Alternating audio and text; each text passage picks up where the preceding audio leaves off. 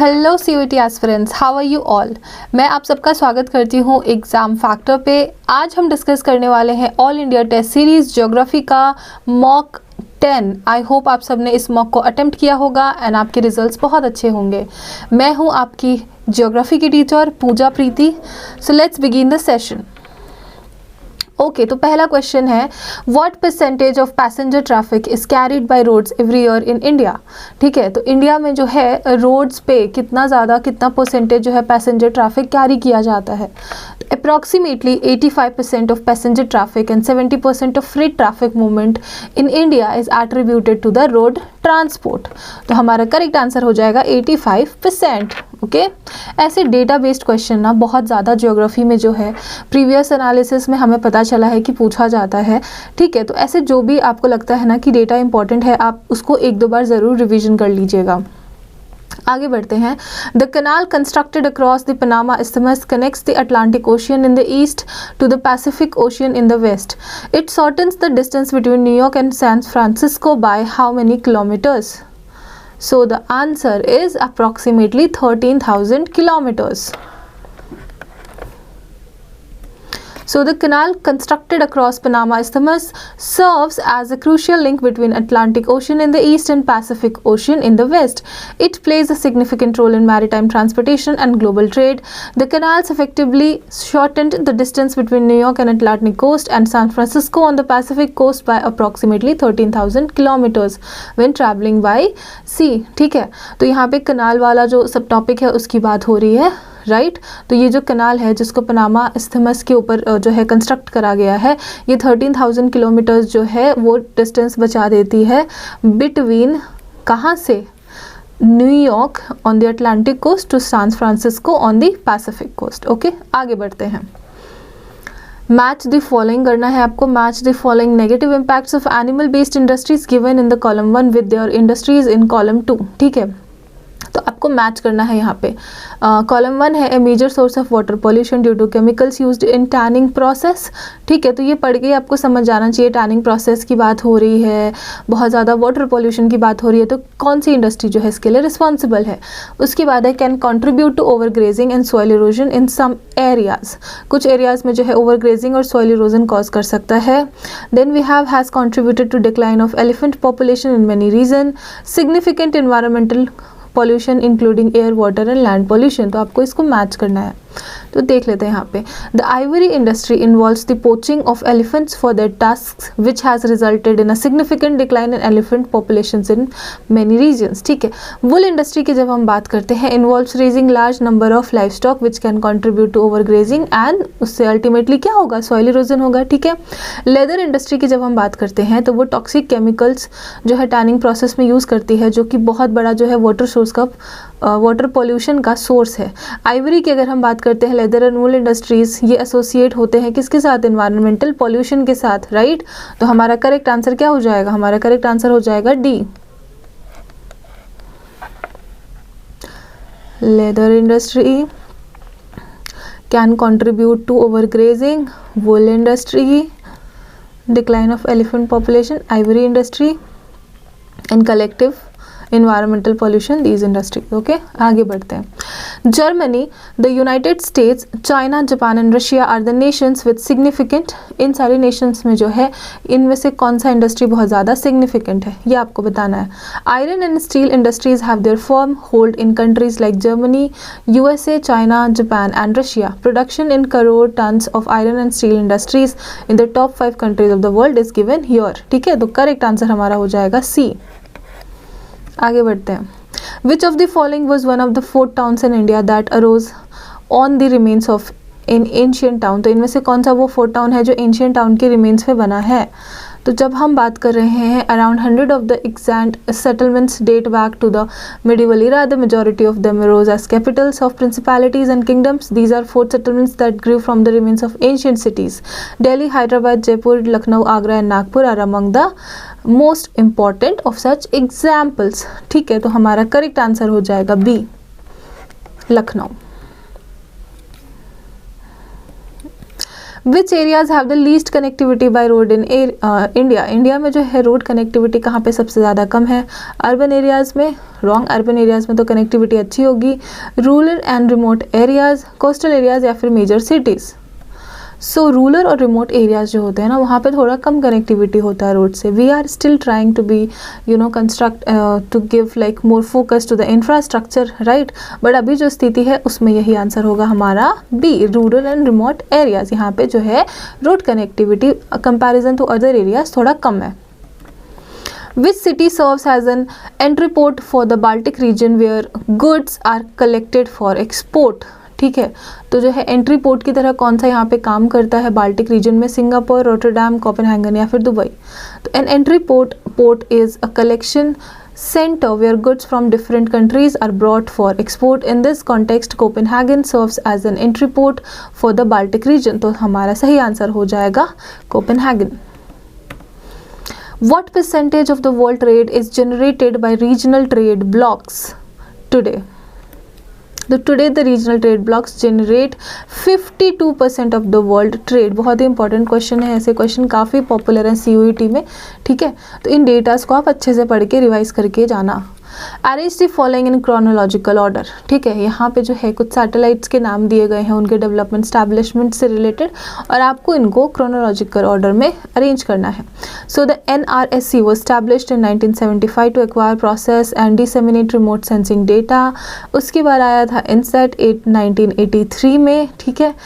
Then the IRS-1A satellite, ये 1988 में आया था, और PSLV ये 1993 में आया था। तो हमारा करेक्ट आंसर हो जाएगा D. Approximately how many varieties of rice are grown in different agroclimatic areas, है ना। राइस के कितने वैराइटीज़ जो है उगाए जाते हैं? ओके, तो most people in India rice is an essential food. It has around 3000 varieties, ठीक है। तो राइस के जो है 3000 लगभग वैराइटीज़ जो हैं उगाए जाते हैं। तो डी हमारा करेक्ट ऑप्शन होगा। आगे बढ़ते हैं। What does the wide base of the population pyramid represent? Population pyramid का वाइड बेस जो है वो क्या रिप्रेजेंट करता है? तो age sex structure of a population refers to the number of females and males in different age groups. A population pyramid is used to show the age sex structure of the population. The broad base of population pyramid means that the birth rate is high and there is large proportion of young population. तो हमारा correct answer हो जाएगा A, high birth rate. Arrange the following in chronological order of their publication. इनके publication के जो है chronological order में आपको इसको सजाना है। The population bomb, the limits to growth और आवर कॉमन फ्यूचर। तो पॉपुलेशन बॉम्ब जो है 1968 में पब्लिश किया गया था, लिमिट्स टू ग्रोथ 1972 में, और आवर कॉमन फ्यूचर 1987 में। तो हमारा करेक्ट आंसर हो जाएगा ए। Which of the following is a key area used to calculate the Human Development Index? Human Development Index को कैलकुलेट करने के लिए इनमें से कौन सा की एरिया है? Agriculture productivity, industrial output, life expectancy at birth या फिर पॉलिटिकल स्टेबिलिटी। तो जब हम बात कर रहे हैं ह्यूमन डेवलपमेंट इंडेक्स की, ठीक है, तो इसको ये क्या करता है? रैंक करता है कंट्रीज को based on their performance in key areas of human development. One of the key areas use to calculate HDI is life expectancy at birth, ठीक है। तो हमारा करेक्ट आंसर हो जाएगा लाइफ एक्सपेक्टेंसी। आगे बढ़ते हैं। What does an age sex pyramid primarily represent in demographic analysis? Age sex pyramid जो है क्या रिप्रेजेंट करता है?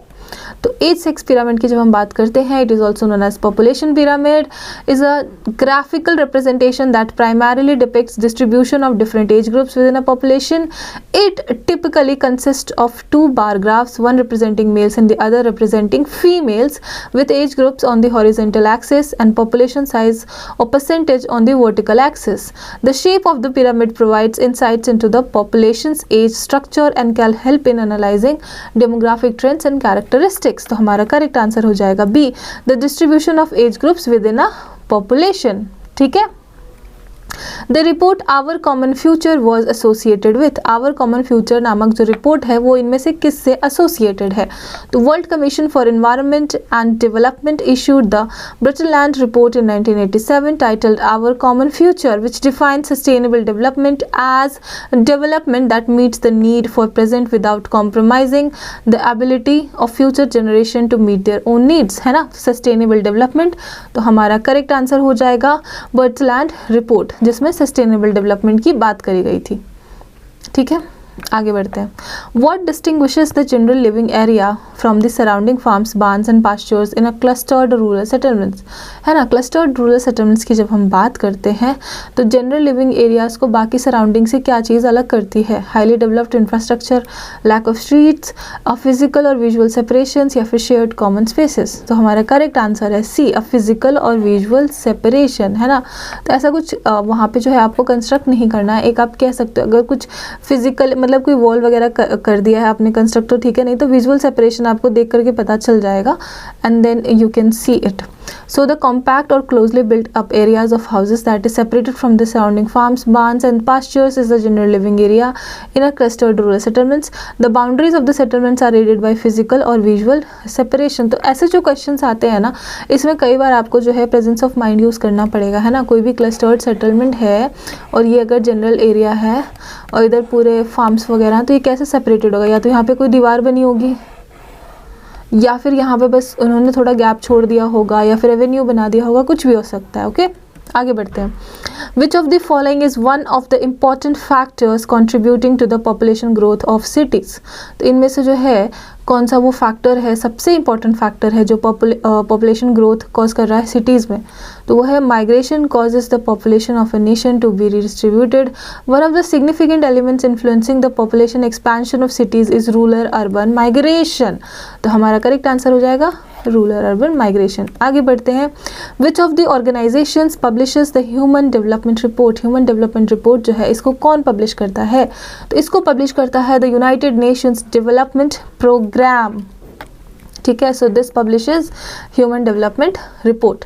This report provides a rank wise list of all member countries according to the level of human development. ठीक है, rank wise list निकालते हैं member countries के, उनके डेवलपमेंट के लेवल के हिसाब से। What do you understand by curbside collection as the method for collecting discarded material? ठीक है, तो इससे आप क्या समझते हैं? So the waste is gathered in metal containers and placed on the sidewalk as part of the curb collection system, from which it is picked up by the waste collection company. Large bins, colored bags or small open plastic bags made specifically for the purposes are used to collect materials। तो हमारा सही answer हो जाएगा D, है ना। तो कर्ब side collection में क्या होता है, कुछ इंपॉर्टेंट मेथड्स होते हैं जिसको हम यूज़ करते हैं ना वेस्ट कलेक्ट करने के लिए, ताकि जो रिसाइकलिंग का प्रोसेस हो या फिर उसको डंप करने का प्रोसेस हो, ये सारी चीज़ें जो है ईजी हो जाए। ठीक है, waste is collected in a metal container and placed on the footpath, जो सिस्टम हम देखते भी हैं इंडिया में, right. How can the human development problems of low development countries be addressed? Human development की जो प्रॉब्लम्स है लो डेवलपमेंट कंट्रीज में कैसे एड्रेस कर सकते हैं? There are a large number of nations with low levels of human development according to statistics. Many of these are small nations that have experienced social and political unrest in the forms of civil war, hunger or a rise in the prevalence of diseases. It is urgently necessary to address the needs of low development countries in terms of human development through well thought out policies. तो हमारा correct answer हो जाएगा through well thought out policies. तो लो development जो countries है वहाँ पे अगर हमें ह्यूमन डेवलपमेंट करना है तो उसके लिए बहुत सारी पॉलिसीज़ वगैरह है ना, स्ट्रैटेजिकली जो है सोच विचार करके लाना पड़ेगा, है ना, ताकि सबका विकास हो सके। ओके, यहाँ पे क्या है, मैच करना है आपको factors influencing industrial locations column 1 में to corresponding descriptions in column 2। ठीक है, access to market, access to raw materials, access to labour supply and government policy. ठीक है, access to labor supply, location where industries require skilled labor and depend on mechanization and automation। ठीक है, अब labour supply भी बहुत important है बहुत सारी इंडस्ट्रीज़ के लिए। तो जिस भी एरिया में उन्हें जो इजीली लेबर सप्लाई मिल जाएगा वहीं पे वो सेटअप करते हैं industry, right. And then the last but not the least government policy. Government policy जहाँ पर भी जो है ना आपको थोड़ा आप कह सकते हो कि थोड़ा ईजीनेस देगी, वहीं पर जो है इंडस्ट्रीज सेटअप होते हैं। Location where governments adopt regional policies to promote balanced economic development and setup industries in particular areas. तो हमारा करेक्ट आंसर हो जाएगा ए। क्लियर है। ऐसे क्वेश्चन ना देखने से बस बल्कि लगते हैं, अगर आप इसको एक दो बार पढ़ोगे ना आप बहुत इजीली इसको अंडरस्टैंड करके सॉल्व कर लोगे, ठीक है। आगे बढ़ते हैं। Arrange the following regional trade agreements in chronological order of there establishment, ठीक है। तो अगर आपको याद होगा ये एनसीईआरटी बुक में जो है एक बॉक्स में दिया गया है, ठीक है। चलिए देख लेते हैं। नाफ्टा जो है 1949 में आया था, North American free trade association. ASEAN जो है 1967 में आया था, association of south east Asian nations. LAIA stands for Latin American integration association, ये कब फॉर्म हुआ था? 1904 में। And SAFTA which stands for south Asian free trade agreement, ये स्टैब्लिश हुआ था 2006 में। तो हमारा करेक्ट आंसर हो जाएगा बी। आगे बढ़ते हैं। What percentage of the total road traffic is carried bye national highways. National highways जो है मतलब टोटल जो रोड ट्रैफिक है नेशनल हाईवेज कितना उसको कैरी करता है? तो national highway carry about 40% of the total road traffic in India, ठीक है। तो इसका करेक्ट आंसर हो जाएगा 40%, सी। Which of the following three new schools of thought emerged in 1970s? 1970s में तीन जो new school of thought emerge हुए थे वे कौन कौन से थे? तो वे थे humanistic, radical and behavioural school of thought, ठीक है। 1970s में जो इमर्ज हुए थे। Human geography was made more useful to socio political reality by the emergence of the school of thoughts. तो हमारा करेक्ट आंसर है ए। Who is the father of the welfare or humanistic school of thought in human geography? Father of welfare or humanistic school of thought किसको कहा जाता है? तो the father of welfare or humanistic school of thought in human geography is Smith, who is a British geographer, ठीक है। तो हमारा correct answer हो जाएगा सी। Which event significantly contributed to the gain of significance of Maramagao port in Goa, ठीक है। तो आपको बताना है कि वो कौन सा इवेंट है जिसने significantly contribute करा, ठीक है, जिससे गेन हुआ सिग्निफिकेंस, मतलब उसको इम्पोर्टेंस मिली, जो है क्या? मारमागाओ पोर्ट इन गोवा, ठीक है। तो जो मारमागाओ पोर्ट गोवा में है it gained significance after its remodeling in 1961 specifically to handle iron ore exports to Japan. This event played a crucial role in elevating the port's importance and its role in facilitating trade and exports, ठीक है। तो B हो जाएगा। Remodeling in 1961 to handle iron ore exports. Which of the following is not a pillar of human development? Empowerment, productivity, income and sustainability. ये आपको याद रखने हैं सारे pillars of development, इससे क्वेश्चन जरूर आएगा एग्जाम में। So the ideas of equity, sustainability, productivity and empowerment, these are the 4 pillars of human development. Okay and ये क्या दर्शाते हैं? Idea of human development. तो सी जो है हमारा इनकम, ये एक पिलर नहीं है, तो ये हो जाएगा हमारा correct answer. Which of the following statement are true about cultural towns like Jerusalem, Mecca, Jagannathpuri and Varanasi? ये जो टाउन्स हैं इनके बारे में इनमें से कौन सा स्टेटमेंट सही है? They are primarily centers of religious and cultural significance. This is correct, of course. These they are places of economic activity or trade only. No. सिर्फ ट्रेड के लिए थोड़ी होता है। They are known for their agricultural production. No. They do not attract tourist और visitors. Of course they attract tourist and visitors. तो हमारा correct answer हो जाएगा ए। Places like Jerusalem, Mecca, Jagannathpuri and Varanasi are renowned world wide for their religious and cultural importance. They serve as major pilgrimage site for एडहेरेंट्स of various religion such as Judaism, Islam, Hinduism and Buddhism. These towns are home to significant religious landmarks, temples, mosques and sacred sites that attract millions of pilgrims and visitors every year, making them crucial centers of spiritual and cultural activity. ठीक है, तो A is the correct answer. Moving on, what advantage does Mediterranean agriculture offer in terms of crop timing? तो क्या advantage है Mediterranean agriculture में? तो Mediterranean agriculture की जब हम बात करते हैं, has the advantage of growing more valuable crops such as fruits, vegetables in winter when there is a high demand in European and North American markets. तो सही आंसर हमारा हो जाएगा सी। मतलब जब बहुत ठंड होती है ना, आपको पता है उस समय क्रॉप को लगाना, मतलब कोई भी क्रॉप जो अच्छे से डेवलप नहीं हो पाता, तो उतने चैलेंजिंग टाइम में भी जो है मेडिटेरियन एग्रीकल्चर जो है हेल्प करता है एंड जो है सप्लाई करता है अच्छे अच्छे फ्रूट्स एंड वेजिटेबल्स को। कहाँ पे? यूरोप और नॉर्थ अमेरिका में, क्योंकि वहाँ पे उसकी डिमांड बहुत ज़्यादा होती है, राइट। तो ये एक एडवांटेज है। विच of the following has one of the densest rail network in the world? ठीक है, इनमें से किस में जो है बहुत ज़्यादा डेंस रेल नेटवर्क है? One of the world's densest rail network is in Europe. Most of the railways are double or multiple tracked. ठीक है, तो यूरोप में है सबसे ज़्यादा डेंस वाला जो रेल नेटवर्क आप कह सकते हो, बहुत ही ईजी है वहाँ पे ट्रेन से ट्रैवल करना। ठीक है, आगे बढ़ते हैं। मैच द कॉलम करना है आपको। Industrial ports, commercial ports, comprehensive ports and inland ports. तो इंडस्ट्रियल पोर्ट्स की हम जब बात करते हैं, they specialise in bulk cargo such as grain, sugar और oil, chemicals and similar materials. Commercial ports की जब हम बात करते हैं, ये हैंडल करते हैं general cargo and passenger traffic. Comprehensive ports क्या करते हैं, ये हैंडल करते हैं both bulk and general cargo in large volumes. और इनलैंड पोर्ट्स की जब हम बात करते हैं, located away from the sea coast, link to the sea through rivers और कैनाल्स। तो हमारा करेक्ट आंसर हो जाएगा B. Okay, which of the following is an economically developed state? Maharashtra, Chhattisgarh, Bihar या फिर मध्य प्रदेश। तो महाराष्ट्र जो है ना, इसका हाईएस्ट जीएसडीपी है among all the states in India and has a total literacy rate of 82.91%. Educational attainment and economic development levels also have a big impact on HDI. Both factors translate into higher human development. तो correct answer हो जाएगा Maharashtra. Okay, so देख लेते हैं अगला question. Arrange the following steps in correct order to understand the typical process of waste disposal in India. Waste disposal का जो पूरा प्रोसेस है उसको आपको क्रोनोलॉजिकली अरेंज करना है यहाँ पे। ठीक है, तो सबसे पहले प्रोसेस कैसे बिगिन करेगा? ऑफ कोर्स जो भी हाउस होल्ड्स वगैरह में जहाँ पर भी जो जनरेशन ऑफ वेस्ट होगा है ना, फ्रॉम वेरियस सोर्सेज, डोमेस्टिक यानी कि house holds, commercial and industrial activity. सबसे पहले तो लोग जो भी काम करेंगे उससे कुछ ना कुछ वेस्ट जनरेट होगा। ठीक है, उसके बाद जब वेस्ट जनरेट हो गया तो उसको कलेक्ट करना पड़ेगा, राइट? कलेक्ट करके ट्रांसपोर्ट करना होगा। ठीक है, which involves gathering waste from different areas and moving it to a central location for further processing. ठीक है, उसके बाद सेकंड क्या होगा कि वेस्ट को कलेक्ट करा जाएगा एंड ट्रांसपोर्ट किया जाएगा।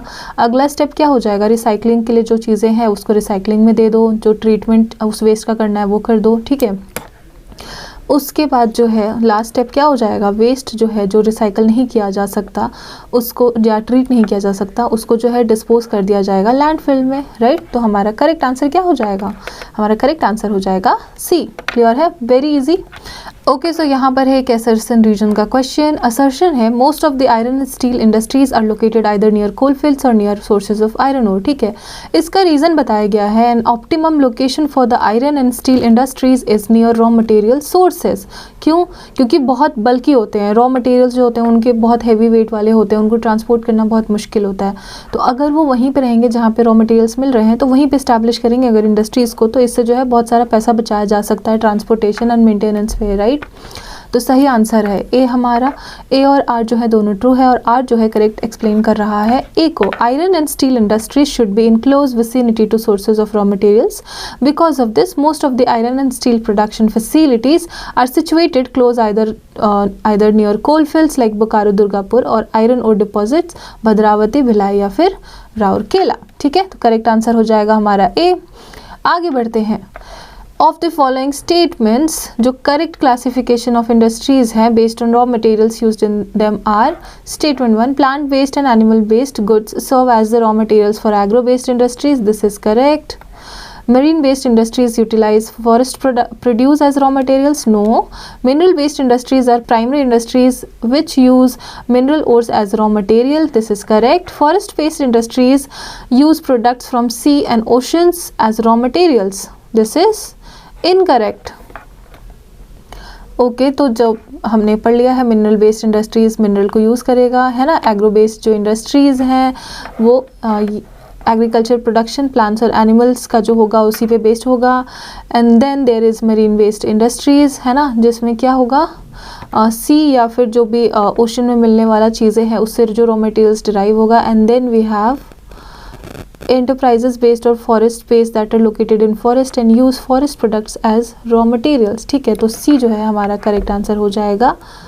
ओनली स्टेटमेंट्स 1 and 3 हमारा करेक्ट है। आगे बढ़ते हैं।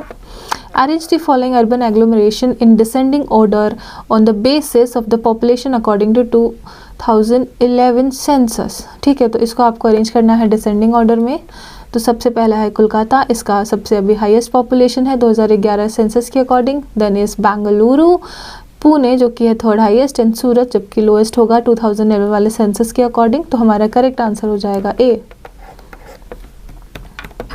आगे बढ़ते हैं. With increased emission of toxic gases pollution of the air increases. Which of the following fuels contribute most to the air pollution? CNG, no. Coal, hydrogen fuels या फिर liquefied petroleum gas? So of course increased use of fuel releases toxic gases into the atmosphere which leads to air pollution. Environmentally friendly fuels such as compressed natural gas, hydrogen fuels and liquefied petroleum gas do not release harmful gases into the air.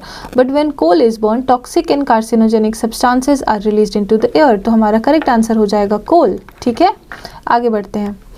Countries with a higher human development index are those that get a lot of investment in the political sector, economic sector, forensic sector या फिर social sector. The provision of healthcare and education is a top government goal in countries with higher human development index. Higher level of social investment has occurred in nations with higher level of human development. Together, greater investments in people and sound governance have distinguished this group of nations from other. तो हमारा correct answer हो जाएगा D, social sector. आगे बढ़ते हैं. Which mission aims to make agriculture more productive, sustainable, remunerative and climate resilient in India? The National Mission for Sustainable Agriculture NAMSA aims to make agriculture in India more productive, sustainable, remunerative and climate resilient. तो हमारा correct answer हो जाएगा A. In which year did the television broadcasting sector break away from All India Radio and obtain its distinct identity as Doordarshan? Doordarshan, the national public broadcaster of India, was established in 1959 as a part of All India Radio. It was in 1976 that television broadcasting delinked from All India Radio. तो सही answer हो जाएगा हमारा C. Okay अब यहाँ पर आ गया है कॉम्प्रिहेंशन वाला क्वेश्चन जो कि बहुत ज़्यादा स्कोरिंग होते हैं. आपको ये पैराग्राफ को ध्यान से पढ़ना है and then you can solve it easily. तो what percentage of India's crop land is occupied by oil seeds? ठीक है, ये क्वेश्चन है तो आप पैराग्राफ में इसको ढूंढिए. Around 2/3 of the developed regions under oil seed yields are flooded. Together, these oil seeds account for only 2.5% of the country's crop land. So 2.5 will be the answer, right? तो हमारा correct answer हो जाएगा A. The paragraph states that only 2.5% of India's crop land is suitable for oil seed cultivation. Uttar Pradesh, Haryana, West Bengal, ये extra information है जो हमें passage से मिला है. अगला क्वेश्चन देख लेते हैं. Among the mentioned states in which state is the yield of oil seed harvest high? तो आपको इसका आंसर जो है पैराग्राफ में ढूंढना है. ये देखिए, the yields of these harvest are nearly high in Haryana and Rajasthan. तो राजस्थान हमारे ऑप्शन में नहीं है बल्कि हरियाणा है, तो हरियाणा हो जाएगा करेक्ट आंसर, राइट, हरियाणा. आगे बढ़ते हैं. Which state contributes approximately 1/3 of the production of the oil seeds? है ना, तो यहाँ पे देखिए क्लियरली लिखा हुआ है Rajasthan contributes approximately 1/3 of the production of oil seeds. तो हमारा करेक्ट आंसर हो जाएगा राजस्थान, डी. ओके, उसके बाद है what percentage of the developed region under these oil seed cropped area is affected by flooding? है ना, तो ये देखिए यहाँ पर शुरुआत में ही दिया गया है 2/3 of the developed region and the oil seed yields are flooded. है ना, तो 2/3 विल बी द आंसर. ठीक है, तो सी हो जाएगा हमारा करेक्ट आंसर. आगे बढ़ते हैं. Which of the following state is not mentioned as a major producer of the oil seeds given in the passage? Uttar Pradesh, Haryana, West Bengal, Punjab. तो यहाँ देखिए सारे स्टेट्स मेंशन है. उत्तर प्रदेश है, हरियाणा है, वेस्ट बंगाल है, लेकिन पंजाब नहीं है. तो सही आंसर हो जाएगा हमारा पंजाब, राइट. चलिए अब ये देख लीजिए, ये आ गया है आपका दूसरा पैराग्राफ. ओके, इसको आपको अच्छे से पढ़ना है, then you can easily answer. तो ये जो है raw materials, power and market, capital, transportation and labour, among other things, all have an impact on where industries are located. The relative importance of these elements changes across time and space. The type of industry and the raw materials have a close relationship. So this is the paragraph. अब question देख लेते हैं. From the given goals, the main goal when determining the location of an industry is? The location of an industry is decided after considering both economic and non-economic factors. The main goal is to generate high-value goods with low-cost inputs. तो सही answer हो जाएगा हमारा C. आगे देख लेते हैं. Fill in the blanks. Dash in planning and distribution of industries for reducing pollution has become an important location factors for industries. तो इनमें से क्या है वो? Skilled labour, government intervention, cost cutting या फिर use of petrochemicals. Government intervention in planning the distribution of industries for reducing pollution has been become an important location factors for industries. तो B हो जाएगा हमारा आंसर। आप आराम से जो है इस पैराग्राफ को जब 2-3 बार पढ़ोगे ना, आपको आंसर इसमें खुद ही मिल जाएंगे, ठीक है। Cost effective, manufacturing industries, the nature of the raw materials, everything. Okay, आगे, what factors impact the location of the industries. Location of industries को इनमें से कौन सा फैक्टर जो है इम्पैक्ट करता है, राइट। तो यहाँ पर देखिए, impact, all have an impact, market, capital, transportation, बहुत सारे फैक्टर्स हैं, राइट। तो डी हो जाएगा हमारा correct answer. Raw materials, power, market, capital, transportation and labour. कितनी इजीली आप इसको पैराग्राफ में ढूंढ सकते हैं ना, right. Why is it most cost effective to place manufacturing industries near lower cost areas? ठीक है, लोअर कोस्ट जहाँ पे पड़ रहा है वहाँ पे क्यों रखते हैं हम इसको, तो हम इसको रखते हैं कि cost effectiveness of locating manufacturing industries in areas with lower cost is primarily because of the reduction in transportation cost. तो हमारा सही आंसर हो जाएगा टू रिड्यूस ट्रांसपोर्टेशन कॉस्ट। आगे बढ़ते हैं, what aspect of the industries location is influenced by the nature of raw materials and processed goods, access to power, availability of labour, transportation cost या फिर मार्केट साइज। तो according to the passage, the nature of the raw materials and the processed goods plays a significant role in determining the transportation cost associated with an industry's location। तो सही answer हमारा हो जाएगा transportation cost. तो इसी के साथ हमारा ये सेशन आज यहाँ पे ख़त्म होता है। मैं आपसे मिलूंगी अगले सेशन में। Till then, good bye.